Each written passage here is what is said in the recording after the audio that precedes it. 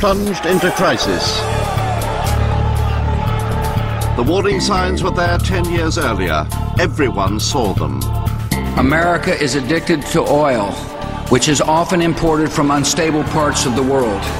With demand for oil soaring in booming China and India, Saudi Arabia has threatened to turn off the taps to the west, sparking an oil shock. We haven't moved. The price has. I think most people don't accept what's going to hit us. Most people don't accept that this is a real possibility, and they don't accept the consequences of it. The age of oil is coming to an end. We can't take anything for granted anymore. When you talk to Americans, it nearly feels like the average person on the street thinks it's their God-given right to fill up with petrol.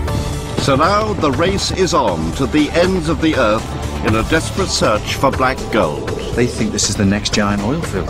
No, they don't. They think this is the last giant oil field. Arctic National Wildlife Refuge, or ANWR as it's often called, is for some people a touchstone for the search for new oil. It's really an untouched area of natural beauty in a very remote corner of Alaska. This is a classic case where the desire for environmental preservation and the search for oil come into conflict. So actually allowing it to be opened up and be drilled is, in effect, admitting that America's got a serious problem and wants to lower its dependence on foreign oil by any means whatsoever. The search for oil is much, much more difficult than most people think it is. Even with all of our computers and seismic surveys and geophysics and whatnot, all that we know is there a reservoir there? But until you actually go out with a rig and drill, just like we did in Texas in the 19th century, we don't know if there's actually oil in that reservoir. There's a great deal of gambling on spending millions and tens of millions and sometimes hundreds of millions of dollars to find out what's actually in your reservoir. Prospecting is a very, very difficult process and a very risky process, and one where the bulk of opportunities, even with modern technology, are not what you think they are to begin with. The oil isn't going to run out in the sense that one day we wake up and there's no more oil. But as the economy grows, as demand for oil grows, particularly as the economies in the developing world grow, we need more and more oil. So the oil doesn't run out. What happens is the oil market can't grow. As the price of oil goes up under an oil shock, effectively the price would go through $100 a barrel.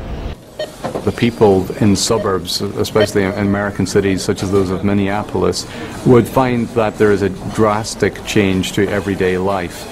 Just going and collecting your shopping, for example, would be a costly activity. The vast majority of American communities could never work without cars. This whole system will have to be reorganized in order to live in a world without readily available oil. There's only one global oil market, and we all live in it.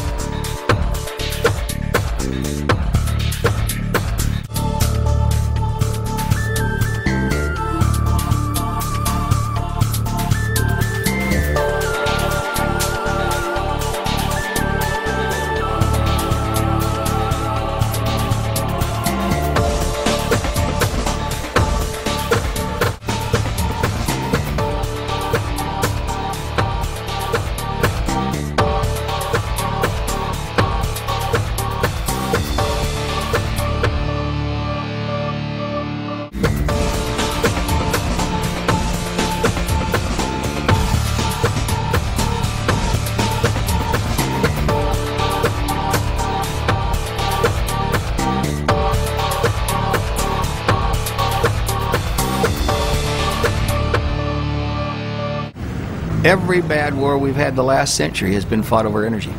Big picture, is there anything giant out there to be found? For example, under the Arctic, where they say we got 3 times more oil than Saudi Arabia's got. 40 years, 220 dry holes in the Arctic. So until we find something else, we should stop imagining we're going to find something else. And we should start looking for something else altogether. Yeah, travel less. All right, well, that is the perfect segue to where we're going to be going next, which is to talk about what could replace oil. Coors Beer. Yeah. Did you know this? They make ethanol fuel out of beer. Did you know this? No. They're going to fuel the vehicles at the DNC. 20% of the fleet of the vehicles, the official vehicles, will be fueled by this kind of gas that comes from beer waste. It's the runoff that gets lost in packaging or that doesn't make it through testing that's bad beer. They combine it with gasoline and they make ethanol gas. They actually do this Coors. So Coors is going to be providing gas for the cars. Just ground up tires, a little soft. And what we're going to do is put this into the microwave reactor unit. Over here we'll miss that big tire sample. Center there was a thermal indicator. This bell jar is going to go on top. What that's going to do is create a vacuum. This is all done in a vacuum, because it would be very dangerous to do it without, and also it doesn't pollute and it works more efficient. Here's the vacuum system. The vacuum system is on. Inside of this unit here is a condenser. Looks like this. The gasified hydrocarbons will go down through the condenser, swirling around. This is water cooled. We use actually an antifreeze solution so we can cool it below freezing. The oil or diesel fuel will be condensed out, drip out the bottom, and will come out at the bottom into that jar. These are the remains of the tires that have been gasified. What's left over is pure carbon black. Carbon black is used in pigmenting plastics and also in making tires, so this product is saleable. Actually, it's pretty high quality carbon black.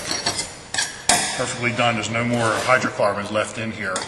They've all been gasified. It loses approximately 60% of its weight and turns it to gases and oil. Pretty high grade stuff, mostly in the diesel fuel range. That came from just 100 grams of tires.